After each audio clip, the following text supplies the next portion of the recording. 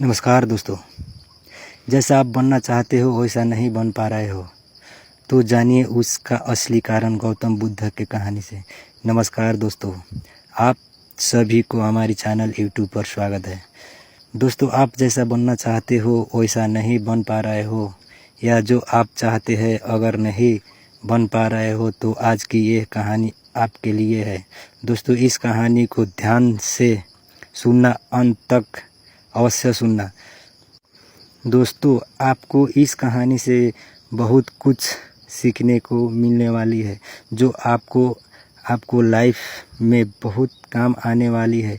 इसलिए इस कहानी को अंत तक जरूर सुन। लाइफ चेंजिंग गौतम बुद्ध की कहानी। दोस्तों, आज आपके पास जो कुछ भी है वह इसलिए नहीं है कि आपके किस्मत में इतना ही लिखा था या फिर आपके किस्मत ही खराब है, बल्कि वह इसलिए है कि क्योंकि आप इतना ही डिजर्व कर सकते हैं।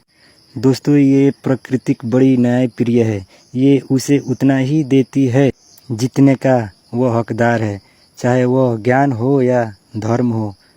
अभी आपके पास उतना ही है जितना का आप हकदार हो, लेकिन अगर आपको इससे भी ज़्यादा चाहिए तो आपके उसके काबिल बनना होगा। दोस्तों, ऐसा कौन सा गुण है जो आपको काबिल बना सकता है? क्या आप उस गुण के बारे में जानना चाहते हो?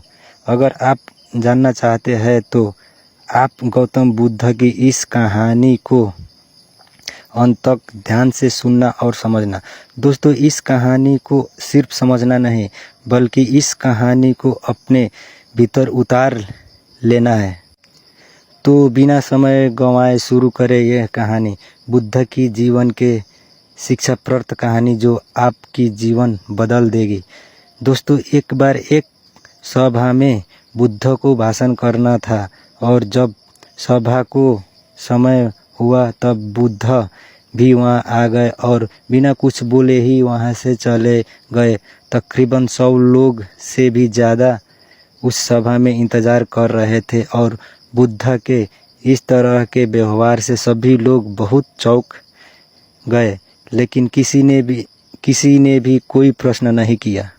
दोस्तों, अगले दिन फिर से सभा का आयोजन हुआ। दूसरे दिन लोगों की संख्या सभा में घट गई। सिर्फ 80 लोग सभा में बैठे थे। बुद्ध सभा में आए और फिर से बिना कुछ कहे चले गए। लोग दोबारा चौंक गए, लेकिन किसी ने भी कोई प्रश्न नहीं किया। अगले दिन भी सभा की आयोजन हुई, लेकिन इस बार भी सभा में लोगों की संख्या फिर से ज़्यादा घट भी सभा को आयोजन हुई। बुद्ध भी आए, अपना आसन ग्रहण कर लेते हैं। इस बार गौतम बुद्ध बोले। बुद्ध ने उस 30 लोगों को उपदेश दिए। फिर उस 30 लोगों बुद्ध के भिक्षु बन गए और आगे चलकर उन 30 लोगों ने ही ज्ञान के अगल बगल दिशाओं में फैला दिया। फिर एक दिन बुद्ध से एक व्यक्ति ने पूछा कि बुद्ध, आप कई दिनों से समारोह में बिना बोले ही क्यों चले जाते थे? फिर बुद्ध ने बोले, मैं वह लोगों को ढूंढ रहा था जो मेरे लायक है। यानी कि पहले दिन 100 लोग से भी ज़्यादा आए हुए थे। उसमें से ज़्यादा लोग सिर्फ आए हुए थे।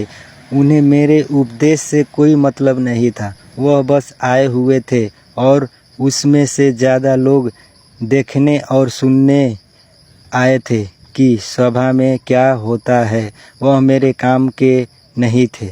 वह लोग मेरे ज्ञान को और लोगों तक नहीं पहुंचा सकते थे। मुझे तो उन लोगों की खोजी थी जो मेरे ज्ञान को सभी दिशाओं में पहुंचा सकता है। मैं कई दिन से बिना बोले ही सभा से चला गया था, इसलिए कि मैं देखना चाहता था कि वह कौन लोग है कि सच में भीतर से प्यासा है मेरे ज्ञान के लिए। जिन लोग में वास्तव में भीतर से प्यासा था वह अंत तक जरूर रुके। और जो लोग ऐसे ही आए हुए थे वह पहले ही चले गए। जिनके भीतर धर्म था उन्हें मुक्ति का मार्ग भी मिला। जो लोग जल्दीवादी था वह और लोग अब घर में बैठे हैं।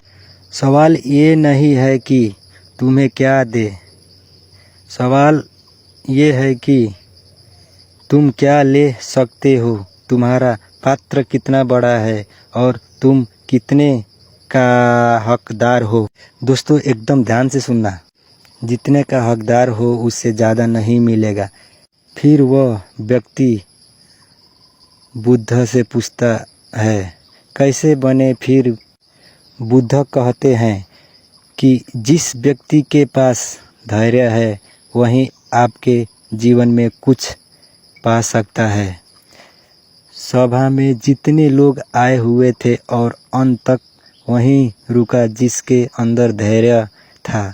चाहे तुम्हारा जीवन में लक्ष्य जो कुछ भी हो, लेकिन तुम बिना धैर्य के सफलता के पास नहीं पहुंच सकते। फिर